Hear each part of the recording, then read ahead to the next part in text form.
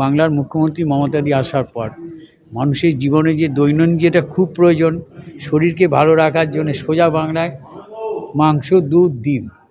আপনারা দেখুন জাতীয় গড়ে গ্রোথ রেটে পশ্চিমবঙ্গের পজিশনটা এখন সাবতী বিশ্ববিদ্যালয়ে বিজ্ঞানীরা গবেষণা করেছেন এবং গোপালকদের কি প্রাণী পালকদের চিকিৎসার প্রভূত উন্নতি হয়েছে। সর্বোপরি হচ্ছে জাতীয় গ্রোথ রেট যা আছে এই মুহূর্তে মাংসে আমরা এগিয়ে আছি, দুধে আমরা তৃতীয় কি চতুর্থ স্থানে আছি এবং মাংসে তো আমরা অনেকটাই, এবং সে সঙ্গে হচ্ছে ডিম উৎপাদনে আমাদের গ্রোথ রেট তো এখন অনেক ভালো। পশ্চিমবঙ্গের মানুষের চাহিদার যে দরকার সেটা তার থেকে কিন্তু আমরা ছাপিয়ে গেছি। কিন্তু এটা ঠিকই যে প্রতিদিন ডিমের, এই তো শীতকাল, ডিমের চাহিদা কি বাড়ছে না? ডিমের চাহিদা কিন্তু বাড়ছে স্বাভাবিক।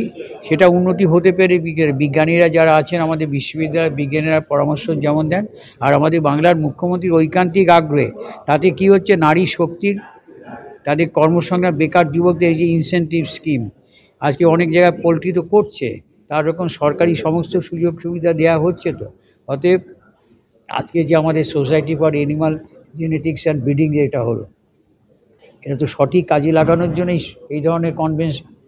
তাতে তো মানুষ প্রয়োগ যদি করতে পারে তাতে বৃদ্ধি বাড়বে, উৎপাদন বাড়বে, লোকের জনসংখ্যার অনুযায়ী ডিম, দুধ, মাংসের অভাবটা আমরা পূরণ করতে পারবো।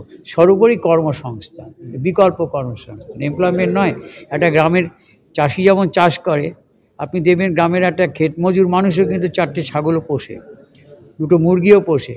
ও যদি দেখে এতেও আয় হবে, তাহলে দুদিক থেকে তার আয় হবে না? একদিকে মাঠে খাটতে গিয়ে যেমন আয়, আবার গরু, হাঁস, মুরগি, ছাগল, ভেড়া পুষেও তার আয় বাড়বে, কিন্তু তাকেও শরীর ভালো রাখতে হবে। এটাই বক্তব্য।